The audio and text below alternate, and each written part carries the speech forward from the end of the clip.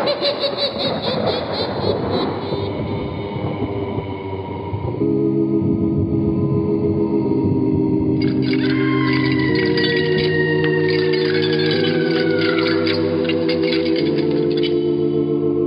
Mysterious Old Radio Listening Society podcast.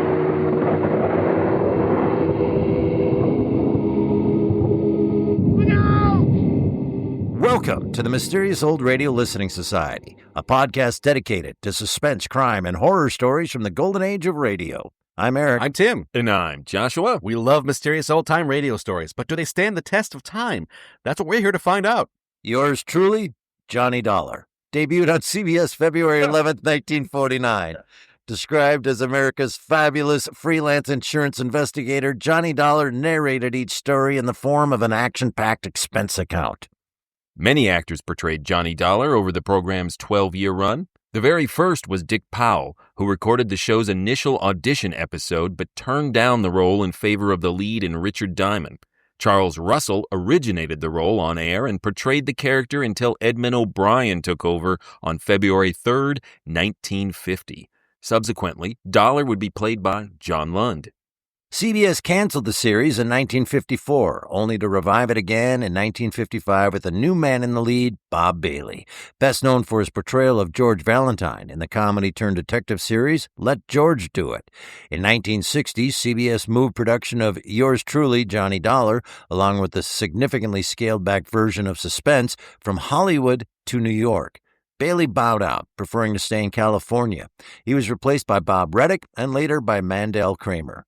The final episode of Yours Truly, Johnny Dollar, The Tip-Off Matter, aired September 30th, 1962, followed immediately by the final broadcast of Suspense. We've had several of the Bob Bailey episodes in the podcast, as well as the Dick Powell audition recording, but I'm now completing my 3-part project to bring examples of all our unexamined Johnny Dollars from its first run. Prior to this, we've checked out an episode featuring Charles Russell and one featuring Edmund O'Brien.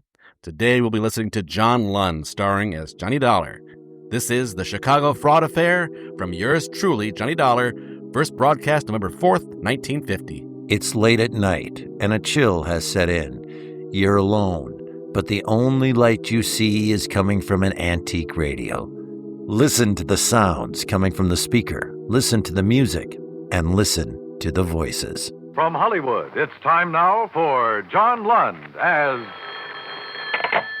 Johnny Dollar. Niles Hartley, Johnny, Columbia Life. Niles, how are you? I thought you were in Chicago these days. I am. This is long distance.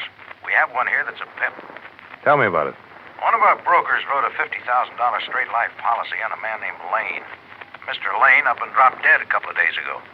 Uh-huh. And you'll never guess why. Why? He starved to death. What? Honest. He died of malnutrition. A man could afford to buy that much life insurance, but he couldn't buy himself a hamburger? Interested? Very. Get yourself an airplane, boy. I'll be waiting for you.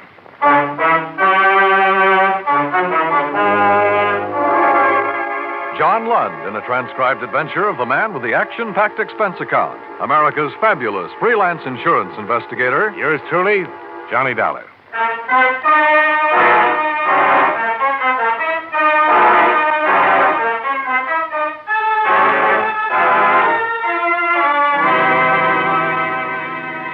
Expense account submitted by Special Investigator Johnny Dollar to the Columbia Life and Accident Insurance Company, Meston Building, Chicago, Illinois. The following is an accounting of expenditures during my investigation of the Chicago fraud matter. Expense account item 1, $78.13. Plane fare and incidentals, Hartford to Chicago. I had breakfast at the airport, took the limousine into town, found a hotel room, then checked in with Niles Hartley at the claims division. Chicago's blustery climate seemed to agree with him. He was a little bigger than I remembered, a little ruddier, but efficient as ever. I wrote a special delivery to the Insurance Commission in Springfield this morning. Explained we were holding up payment pending a routine investigation of the claim. Uh-huh. But the faster we move on this, the better off we'll be, Johnny. They're going to ask questions, and we'll have to get ourselves some answers. They asked any yet? No, but the beneficiary is Lane's sister. Her name is Lydia Staley. She's called them, and she's called us a couple of times wanting to know what's what. Tough. She could be, I guess. She has money of her own, some influence and so on. A lot of money? Trust stuff. Very comfortably fixed. But she's pretty upset by the whole business. You see, I had to stick my horn in right away and request the coroner to hold the body until we got something done. How so? Lane died on the street with no identification on him. By the time they did find out who he was, a routine PM had already been performed to determine cause. The county was going to bury him. With $50,000 worth of insurance? Yeah. Now, the first thing that occurred to me when I saw this report was that it might not be Lane at all. Besides the malnutrition, here are these findings. Chronic heart condition. Lung history. Debility. Certainly doesn't sound like anybody we'd insure. Well, Lane took a physical before the policy was issued, didn't he? Yeah, sure. Uh-huh. Here's a copy of it. He was 100% okay then.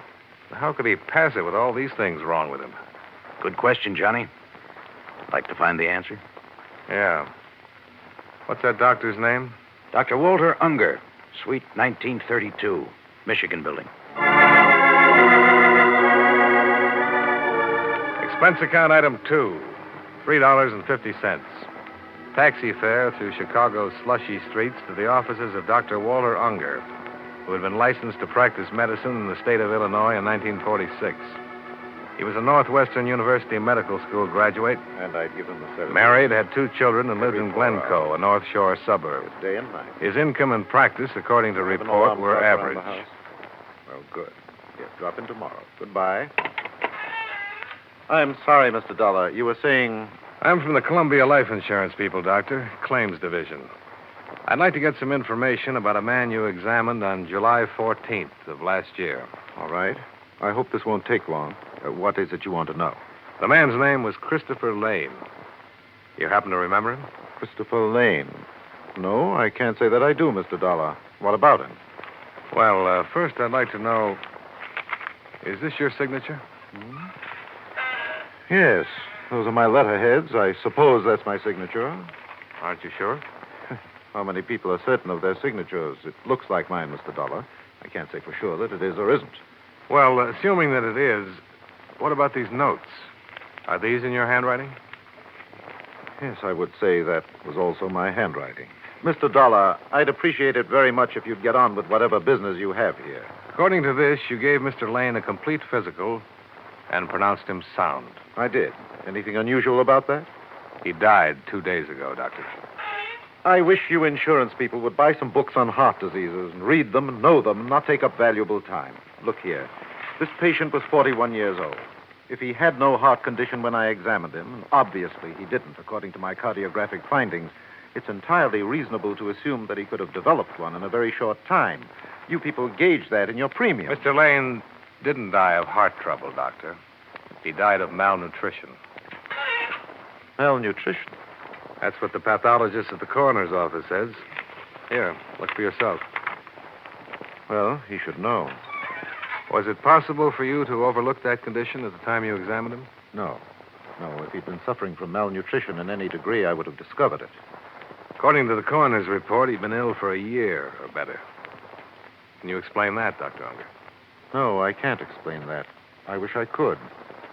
All I can say is that I did my job. I examined the man, reported my findings. How about this? Angina. Well, I could have missed that, I suppose, but it's unlikely with the degree of aggravation noted here. Did you X-ray, Mr. Lane? Well, certainly, it's part of the examination. Have you had much experience reading chest X-rays, Doctor? Mr. Dollar, I know my business. If there'd been any lesions in that man's chest, I would have reported. Doctor, just bear with me, please. Again, the coroner's man said they were old lesions. So I notice. I can't explain that either. Well, you can understand why we want to be thorough about this. Yes, I do. And I wish I could help you. You keep a file copy of all examinations? Yes, certainly. I'd like to see your file on this one, if I may. Of course. Anything else? Yeah. Another hour of your time. What for? I'd like to have you look at Mr. Lane's body, Doctor. I could get an injunction. All right. I'll be finished here at 7 o'clock.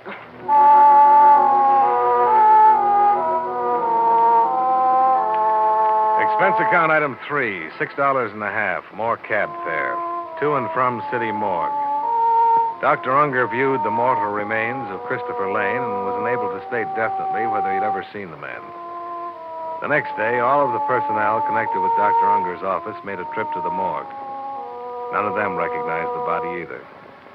However, I had better luck with the elevator operator in Lane's apartment building.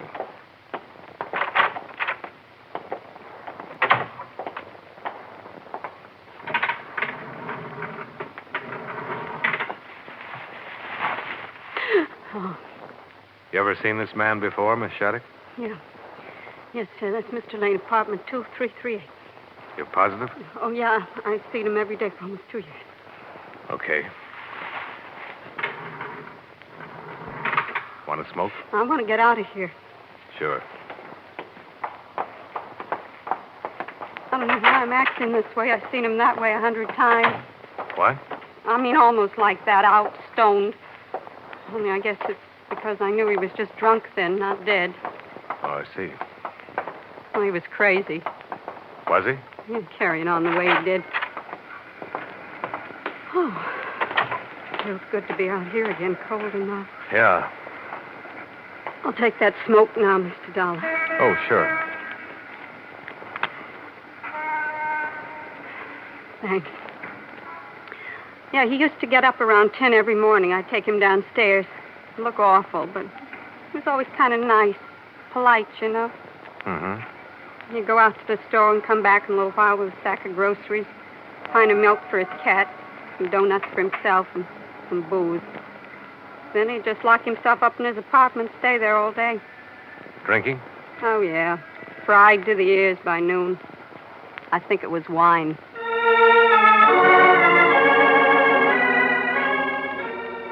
The janitor and the maid, as well as the doorman and the desk clerk, further verified the fact that Lane had been drinking heavily for better than 18 months prior to his death. No one seemed to know why, not even his sister. She turned out to be a woman of 30 or more, well-tailored, well-groomed, and bad-mannered. I wish you'd take your briefcase and get out of here, Mr. Dollar. I'm sorry you feel that way, Mrs. Staley. Chris drank himself to death. I don't know why. I just know he did it. He's dead. He named me his beneficiary. Now, why don't you pay me what you owe me? We will, Mrs. Staley, if the circumstances are right. So far, we have a reasonable doubt. Oh. And this investigation is for your benefit as much as it is ours. What do you mean by that?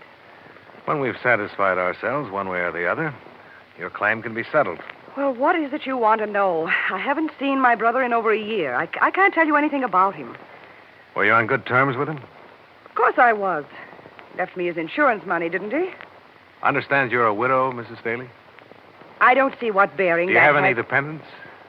No children, if that's what you mean. And the insurance money would have gone to you alone? Let me correct you. The money will come to me alone. I don't know what you people think you can do trying to weasel out of this, but I've already spoken with my attorneys, and they've advised me to sue for an immediate settlement. Are they aware of the facts of this matter? They certainly are. And they still advise you to bring suit? They certainly did. Well, perhaps I can save you some fees and them some time. Who are your lawyers, Mrs. Staley? Never mind. You'll find out soon enough. All right, I'll tell you what I'd tell them. You can pass it on. Your brother could have died quietly in his bed one night, and any doctor would have pronounced him a heart failure, and your claim would have been good. But he made the mistake of dropping dead on a public street, and the police took over. And before he was properly identified, an autopsy had been performed. Yes, and I'm going to sue the city for And from that autopsy, we know your brother couldn't possibly have passed an insurance examination. But he did pass it, Mr. Dollar.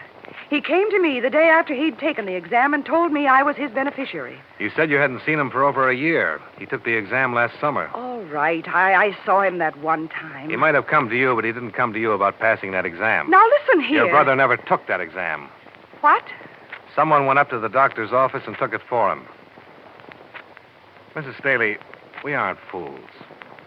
Now, we're going to find out who that someone was and how it was done. We're used to all sorts of tricks in this business, and all sorts of bluffing, too. You can sue us for settlement. You can sue us all over the place. With what we have right now, we just love to meet you in a court.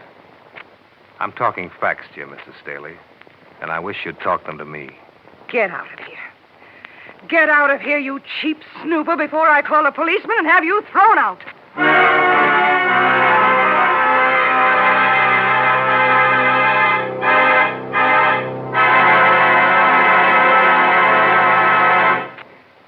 We'll return to yours truly, Johnny Dollar, in just a moment. Out of the jungles and into your homes comes Tarzan every Saturday night on CBS Radio. Yes, in the comfort of your own radio side, you can enjoy the fascinating experiences of the man whose friends are jungle beasts, whose power and cunning have been developed to an astonishing degree by dangerous environment. Tomorrow night, on most of these same stations, don't miss Tarzan on CBS Radio.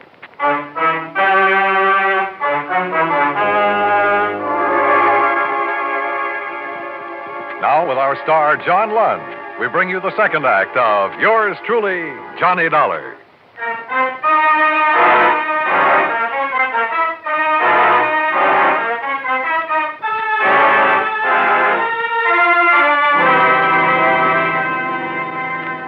I started the case with an autopsy report and a dead man who should never have been insured.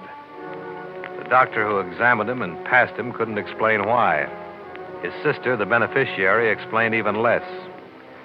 I left her under the surveillance of a leg man provided by Niles Hartley and decided to talk with the insurance broker who'd written up the policy. His name was Rutherford, and he looked insurance from the top of his iron gray hair to the tips of his highly polished brown shoes.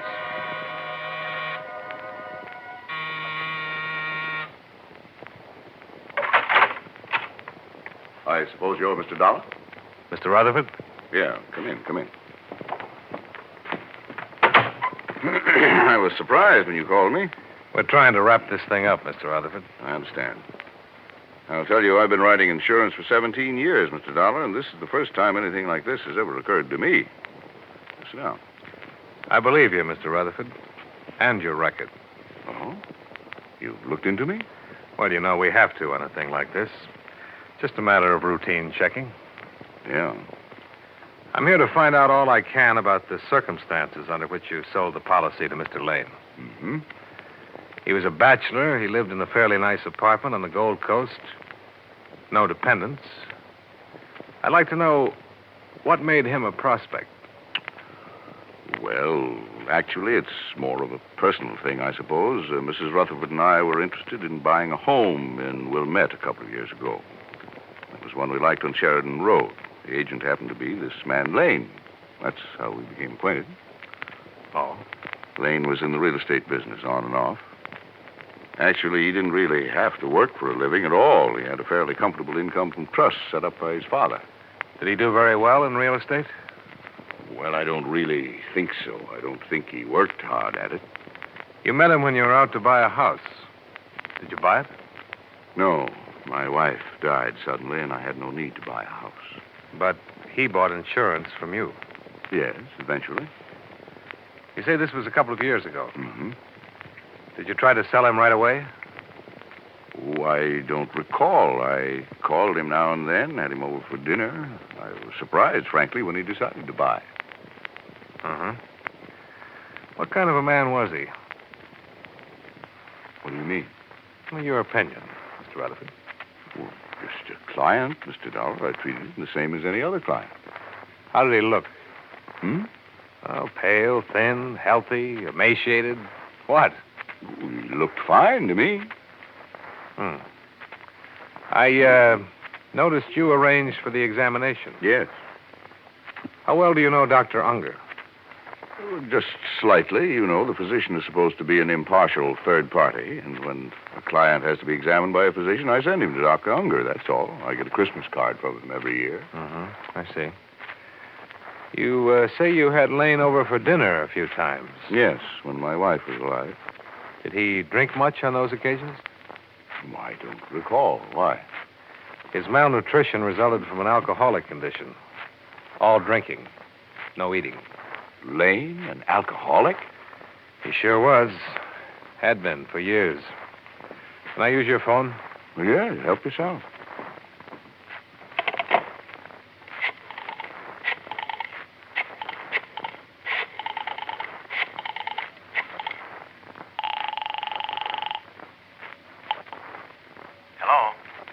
Johnny Dollar, Niles. Oh, glad you called, Johnny. I'm trying to reach you. What's up? Mrs. Staley's fighting back. Huh? Her lawyers served notice on us an hour ago. Well, nothing to worry about there. Just a bluff. Oh, but this wasn't. She made the coroner release her brother's body. Took it to a crematorium. Exhibit A is a pile of ashes by now. Oh. I can try something here. Well, try it. Right. Mr. Rutherford. All finished? Yeah. Mr. Rutherford, I'm afraid you're in a little trouble. Well, what are you? You couldn't have written that policy or known Christopher Lane without being aware of his drinking habits. Now, see here, Dollar. I've been an insurance broker for a good long time, and no one has ever questioned my integrity. And I think that's what you were banking on, your reputation. I'm sorry for you, Mr. Rutherford, but there had to be a collusion here, and you're the logical party. You arranged for someone to take Lane's examination. You were going to split with... Oh!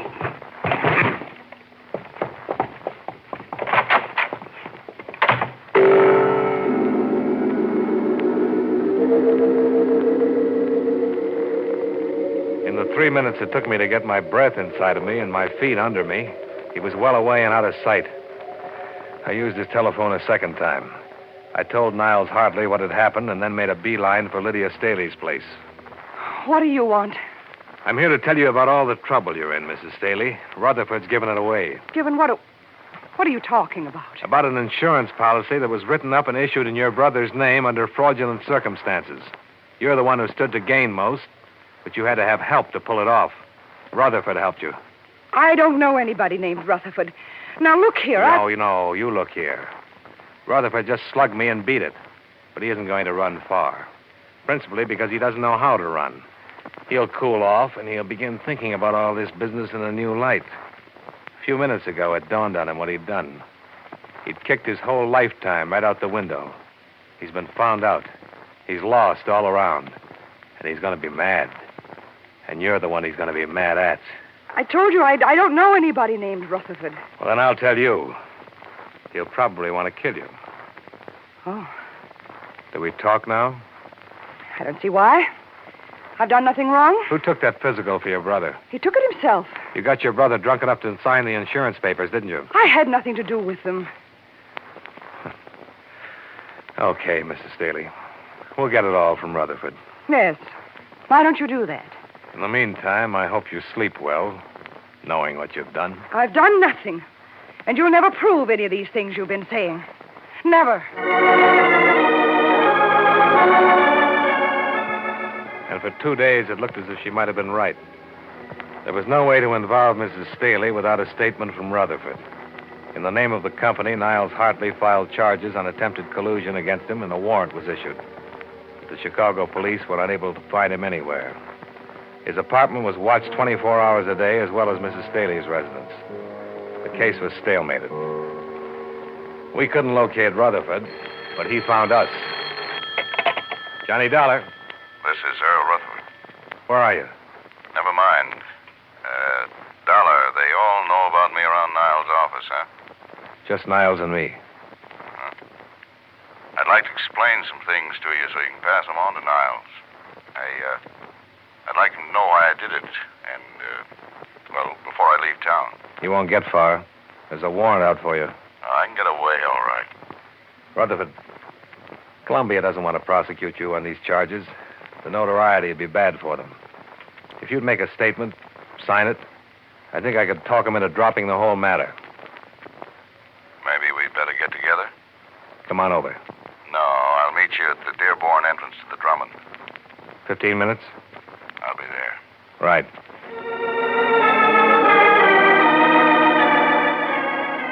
When I pulled up in a cab 12 minutes later, he was waiting for me at the curb in front of the Drummond. He was still wearing the same clothes he'd had on in his apartment. He needed a shave, and judging from the circles under his eyes, he hadn't slept much. He was pale and shaken.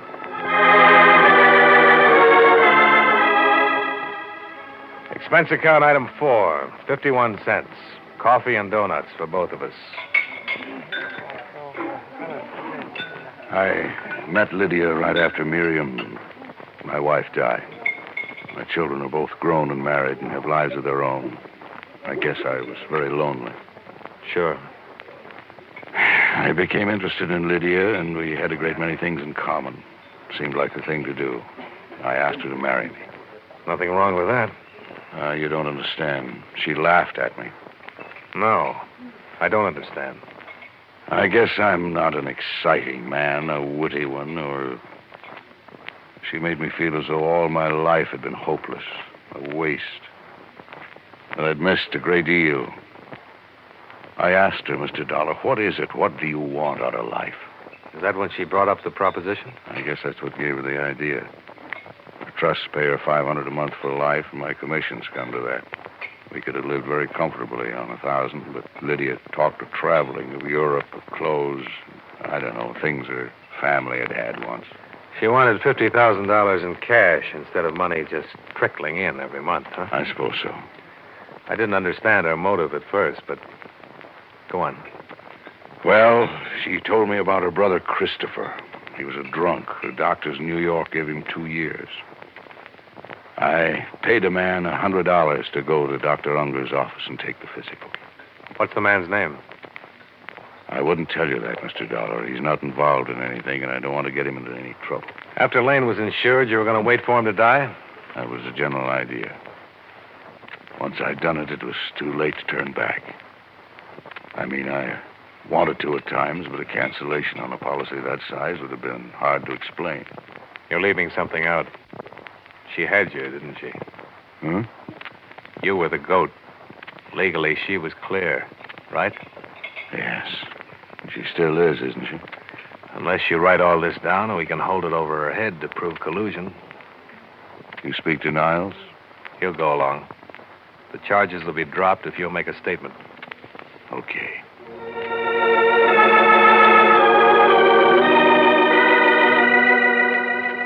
Enclosed, find notarized statement of Earl Rutherford explaining his part in the attempted collusion regarding policy 678JN23L. True to his word, Niles hardly dropped charges against Rutherford upon receipt of the enclosed. Rutherford settled his affairs and left Chicago the following day. When Mrs. Staley was shown a carbon of the enclosed statement, she instructed her attorneys to withdraw suit. The night I was to leave town, I called at her apartment to have her sign a release of all claims.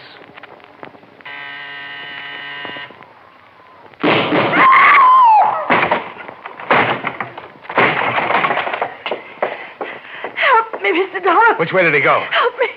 Please help me.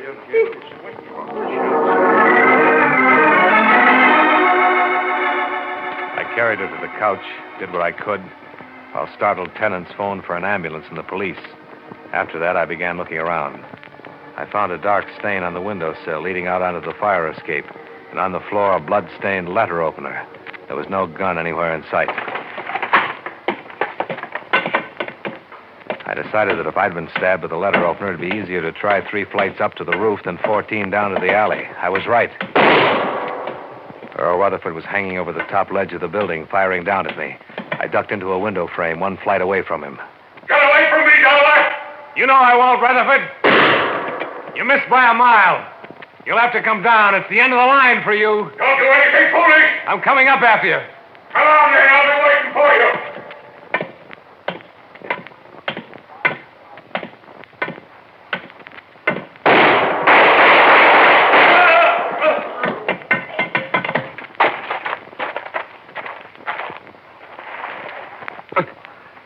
Good shot, Dollar.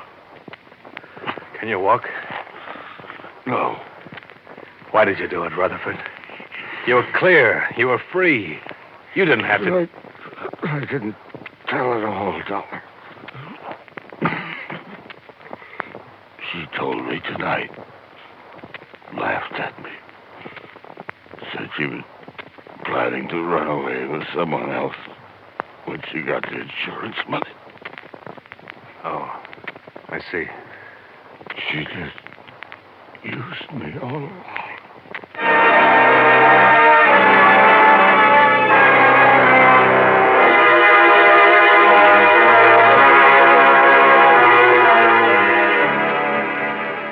Earl Rutherford died died on the way to the receiving hospital. Mrs. Staley was dead when I got back to the apartment. Expense account item 5, $53. Hotel and food while in Chicago. Item 6, same as item 1. Fare back to Hartford. Expense account total, $219.77. Yours truly, Johnny Dollar.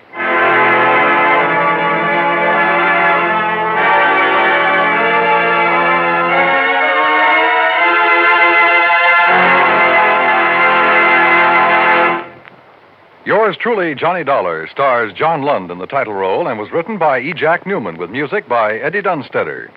John Lund can currently be seen in the Universal International picture Just Across the Street. Featured in tonight's cast were Jack Moyles, Edgar Barrier, Peggy Weber, Mary Lansing, and John McIntyre. Yours truly, Johnny Dollar, is transcribed in Hollywood by Jaime Del Valle.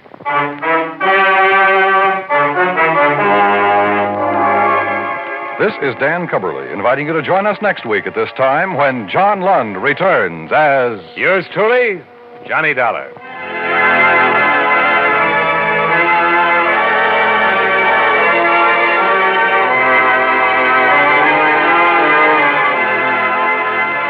If you like your thrills to be real, your adventures to be true to life, Gangbusters is the show for you. Every Saturday night, most of these same CBS radio stations bring you Gangbusters, full of action, bravery, and realistic excitement. Listen for new thrills on Gangbusters, straight out of life, every Saturday night on CBS Radio. America now listens to 105 million radio sets and listens most to the CBS Radio Network. That was The Chicago Fraud Affair from yours truly, Johnny Dollar. Here on the Mysterious Old Radio Listening Society podcast, once again, I'm Eric. I'm Tim. And I'm Joshua. And that is completing Tim's 3-part project of our unexamined Johnny Dollars. The unexamined Johnny Dollars. You should really get that Johnny Dollar looked at. Every physical should have your Johnny Dollar examined. Yeah. That, I will tell you, is more in line with the Bob Bailey episodes of Johnny. It follows the structure of the Bob Bailey series that I love and I still think are the best. And for anybody skipping around in the podcast, not following these in order, just giving you that information that I love the Bob Bailey episodes and have never listened to these other ones. That's why Tim is bringing these other ones to me. So that falls in line formatically and writing-wise and everything with that series. I still think Bob Bailey, actor-wise, is much more interesting than Lund was in this. Not that Lund is bad in this at all. Bob Bailey's got a je ne sais quoi to him. He's got a thing that I just adore. But I will say this, the plot itself, for me, just starting off the conversation, mundane. All right. I want to say this before we get into the actual plot, because this is what struck me listening to this, is that this is Johnny Dragnet. Yeah. That's how it's very different from, how it's at least subtly different from Bob Bailey. Right. This has that police procedural quality. Sure does. It's not a hard-boiled private eye kind of approach that some of the Bob Bailey episodes have, or some of the Ben O'Brien, and it's not at all like over the top or wild like some of the earlier ones. Charles Russell, Charles Russell at all. And the performances are very understated. Yep. The dialogue is very naturalistic, and the sound reminded me of Dragnet. Yeah. Particularly his interview with the female elevator operator. Yes. That whole scene, the attention to detail in the sound effects from the rattle of the elevator cage. There's an echo when they're in the elevator. She wants to step out, and we get like a cigarette lighting. We have traffic sounds on the street, and she is this anxious, flustered person he's interviewing, which I can totally imagine Joe Friday interviewing this woman. Just some background in the choice of this episode. For the previous 2 Johnny Dollar episodes, I just grabbed the title of that. I thought it looks cool. We'll do that one. Right. And for John Lund, is that what I'm listening to? John Lund? I actually did listen to several different episodes, and part of the decision-making process went into the sound quality. A lot of them that I heard were so-so sound quality. And I, in part, chose this one for the more straightforward story. It's a great contrast to the last two. Yeah, it's a fine line between straightforward and mundane. But if this were Dragnet, you'd love it. That is correct. I am comparing it to Bob Bailey, Johnny Dollars. I can't get out of that. And you said it exactly right, that there's great repartee and wordplay and fun and twists, plot twists. I knew what had happened, and I kept waiting for this to evolve into something different, and it didn't. It was that she set this up, and he's just got to prove it, and that's all it was. You see what I'm saying? It's another way that it reminded me of Dragnet. Yeah. They often know who did the crime. They're just finding them, finding the evidence, finding the witnesses. Correct. He knows from the get-go that, not the get-go, but very quickly into the story, he knows that somebody else took this physical for him. Once he talks to the doctor and establishes, like, I don't think the doctor was in on it, then it's just like, okay, so someone else took the physical. It's a question of who are the people who made that happen. The doctor scene, again, I'm going to keep beating this Dragnet drum because he's in a metal doctor's chair that squeaks throughout it. And it is time to squeak when Johnny says something insulting to him. Like, he squeaks and you can see him lean forward to say, like, I know how to read a X-ray, sir. So it's, again, very meticulous. It also had the nice little element there of when he's still in narration, like, I'm going to go talk to the doctor, you can hear the doctor on the other side of the door already on the phone. Yes. That it's sophisticated, nuanced storytelling with sound that way in what is a pretty straightforward story. Every time that chair squeaked, I was reminded of all the times in our recording that I made my chair squeak and Joshua shoots me a look. I'm adding Foley. Added value. Overall, I really like this, and the vanilla-ness of it, for me, was a feature, not a bug. But in the big project of listening to all these, the ones I loved were the Charlie Russell crazy wacko ones of the earliest days. My personal taste runs more toward the Charles Russell ones as well, just for pure fun. But I think I land the opposite of Eric while simultaneously agreeing with Eric. This is a rather mundane story, but I found it really intriguing that it was yet another stylistic tone and variation that can be found within Johnny Dollar. Yeah. And to me, listening to these curated episodes from Tim makes you realize, Johnny Dollar has as much like tonal swing as The Shadow. Yeah, for sure it does. And I agree with that. It's a fascinating journey to listen to all these different styles. It's really interesting. And I admire that. They don't have to experiment. No. They just do because they get different writers in or different producers or different writers talents. just get bored. And I think it's much more interesting to listen to something that changes through its run than just stays static. And you never know if that's the story of the series. This is what the series became, and then it ended. It lost its momentum, and they decided, we're going to start over again. Let's find someone who can be a little more like it used to be, a little more upbeat and a little more sense of humor to it.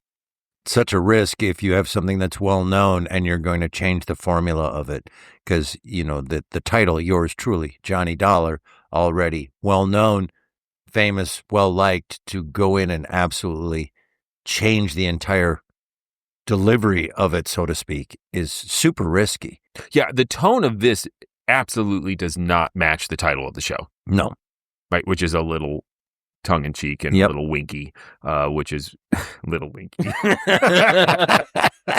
Yes, this Johnny Dollar is not the one who's going to and send some money to my 8 girlfriends. No, not at all. And there's not a wisecrack in here. At most, you get a couple wry comments. Yeah, but there's nothing glib about any of this. An unexamined little winky is not worth winking. But I'm wondering if some of your disappointment with the mundaneness of this story is related to the over-the-top promise of the hook. when he says, Yeah. I just talked to a guy who took out a $50,000 life insurance policy and then starved to death. Yeah. And then he even backs down a little first. He's like, well, died of malnutrition. Right. But because he was like, but starved to death is a better hook. The Bob Bailey ones give you that phone ring and that hook at the top that takes a long time for him to figure out what happened. And with a lot of twists and turns. And I will say that I just recently came to this conclusion about a day ago, actually, that I was struck by how much the Bob Bailey, Johnny Dollar episodes remind me of episodes of the Rockford Files. And I can see that. And that's why I think I love them so much. Same kind of real line between those two characters. I mean, oh, absolutely. There's a lot of similarity. Not the least of which is narratively, both of them take you through the eyes of the lead, that you only know what they know. And I like that. I don't like being told by outside sources or a scene cut where you see the criminals doing the thing that they've got to discover. I like just discovering it with the main character. One of the main things in this story that jumped out at me as being distinctive among all the spectrum of Johnny Dollars is just how dark. I mean, there's people die in all these stories, but the two deaths are pretty grisly. Yeah. Or even, again, back to that hook, those opening lines suggest, maybe we're going to have a John Dixon Carr-style impossible mystery here. And then it's like, oh, no, he was just a alcoholic who spent 18 months drinking himself to death. And there's no interest in, what happened in this guy's life? What was he like? They don't care about him. Right. Yeah. Because it's sort of outside Johnny Dollar's mission. And that's interesting in and of itself. I kept thinking like, maybe we'll get a little look into his life or what made him they also drink himself to death. Well, and that they make other than alcohol's really good. The reference is made of, he started his drinking. I probably got this wrong, but 18 months ago or so. They give the starting point of, he started drinking then. It piques your curiosity to, what happened that made him start drinking, but they never explore that. Which I think is interesting. That's not a critique. It, to me, underscores this procedural quality to this episode. It's just a dot on the timeline. But I also thought that what happened to him might have something to do with the solution. You know what I'm saying? Yeah. But it doesn't. This one did have that male pity party quality with Rutherford at the end, and I thought it was fascinating that Johnny Dollar, when he confronts Mrs. Daly, walks out and says, "How can you even sleep at night?" But then when he talks to the guy who's equally culpable, he's like, well, maybe I can get you out of this. Maybe there won't be any charges pressed against you. And so it's a little disproportionate. And I think authorally we're supposed to feel a little sorrier for the Rutherford character who's like, well, I asked her to marry me. Manipulated by her. Yeah, she didn't immediately say yes. How dare she want someone more exciting and witty? I think this is testimony to it being good. How frustrated I was that Rutherford was able to walk away, turn her in, and you're done. And he goes back and kills her. You idiot. Why are you doing that? Johnny Dollar says the same thing. Yeah. But yet it made me wonder, in an earlier scene with Daly, he tells her, you do know he's probably going to kill you. And so he might have been saying that just to scare her into a confession. But if he really thought that, it's pretty irresponsible to just say, we got you off the hook. See ya. Right. Don't kill anybody. As far as production value and creating space in our brains, right? Were you struck, like I was, very struck by I'm going to go up to the roof and go after the guy. The Foley, the pacing, the writing, I can see him shooting down at him. I can see him climbing the last few rungs of the ladder. Then you hear him walking on the gravel of the roof. There's no descriptors other than gunshots, but I can see it all. And I thought, that's really well done. I can see that playing out without a lot of heavy lifting. That whole scene of she's dead, There's the bloody letter opener. Mhm. There's the trail of blood. With, as you're just saying, with a bit of Foley, a little exposition, it's clear as day and really well directed in your mind. Mm-hmm. And that last gunfire, it's interesting because I was counting shots. So I went bang, bang, bang, bang, bang. Just so you know, there's 5 in the last round. And I went, nope, what kind of gun does he have? And they went, oh, he's shooting back at him. Yeah. And I went, cool. Way to not make me go, that's stupid. It made me wonder what sort of special powers an insurance investigator has to exchange gunfire with someone and be off the hook. It's for any just how it is. consequences. I don't know if it, if he, in theory, went up there and felt like this guy's armed and he's going to kill me. And he will obviously had a license to kill. Right. Insurance agents, too. Yours truly, James Bond. Copyright. What other thoughts do you have, Joshua? Okay, so this is not about the episode. It's about the commercial for Tarzan. And I say Tarzan because here's my question. Have I been mispronouncing Tarzan my entire life, putting the emphasis on the wrong syllable? That is, he calls it Tarzan. And I'm like, that's not his name. I'm so glad you also caught that because I ended up in a whirlwind in my own head. Tarzan.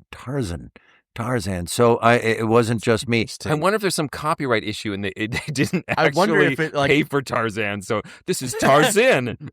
Tarzan. I wonder if it was like Tarzan Radio and then the movies made it Tarzan. Might have been. I don't know. The journey I went down saying them both back and forth is I eventually ended up with Tarzan, the emphasis that way, sounds so much better than Tarzan. Yeah. Tarzan. I'm going to say it's a totally different, knockoff character who was raised by raccoons.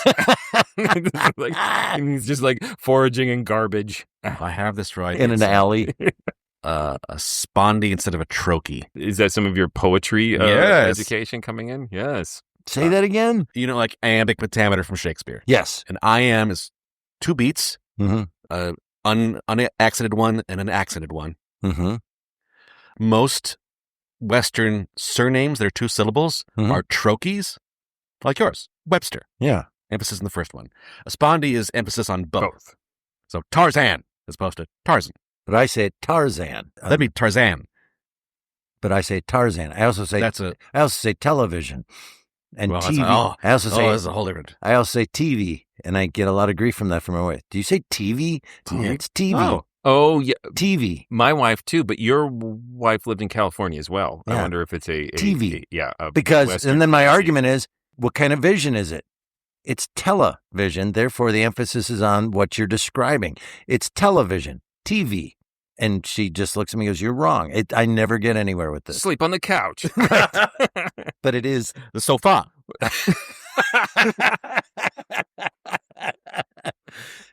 All right, let's vote. I will start it with very enjoyable. It's great. I love this journey. Thank you, Tim. I'm glad to be exposed to all this. Bob Bailey's still the clear winner. I learned a little something with your Dragnet analysis that, I think the comparison to the others made me not enjoy and appreciate the procedural of this because I'm comparing. So my estimation of this, my vote on this, because of this discussion, a little bit higher. Stands the test of time, and it's pretty good. Yeah, similar of out of context of the other Johnny Dollars, I feel like this is a really solid, well-made, lots of nice touches episode. In the context of other Johnny Dollars, I enjoy the other ones more. They're fun. The Charlie Russell ones, I think, are my favorite, just because it's a little extra weird. There's a landmine under the carpet. That's my kind of story. But it's one of the lovely features of this series is there's a wide variety of Johnny Dollar to be had, and it's got a lot of consistency in the quality. So it stands the test of time. Yeah, I think this was a lot of fun to listen to, particularly in contrast to the other episodes you chose. So good job there. I also think it's a great example of how a somewhat straightforward, mundane plot can be elevated by performance and production values, which made it incredibly fun to tune into and listen harder to hear all the little details. And as I said, I really appreciate a program that really takes advantage of the elasticity of the premise and allows itself to do these changes in stylistic approach and tone. So yeah, definitely stands the test of time.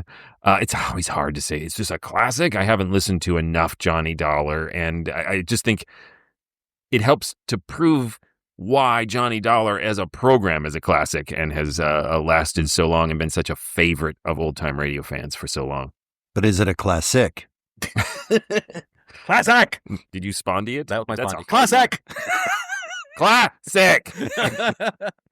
Tim, tell him stuff. Please go visit ghoulishdelights.com, home of this podcast. You'll find all the other episodes we've listened to there. You can vote in polls. Let us know what you think about these. Leave comments. Your opinion can be recorded. I was going to say it's important to us, but I'll say it can be recorded. And it's important to us. You can also find there links to our store if you want to buy some swag, a t-shirt, a hoodie, a travel mug. You can get those things with our logo. And you'll find a link to our Patreon page. Yes, go to patreon.com/themorals and support this podcast. It is so nice to have, money. I just cut to the chase. It makes this podcast possible.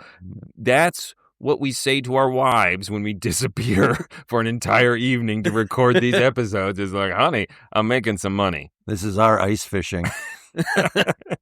So please help us justify this podcast to our wives and go to patreon.com/themorals.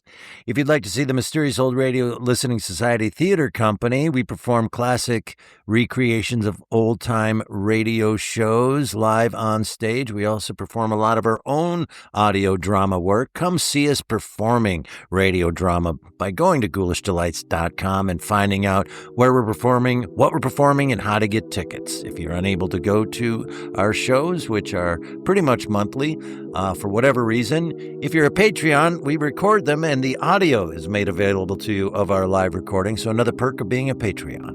What's coming up next? Next is your choice, Eric. We're going to be doing an episode of Suspense called The Red-Headed Woman, with some interesting things about that we'll tell you then. Until then, Don't kill anybody.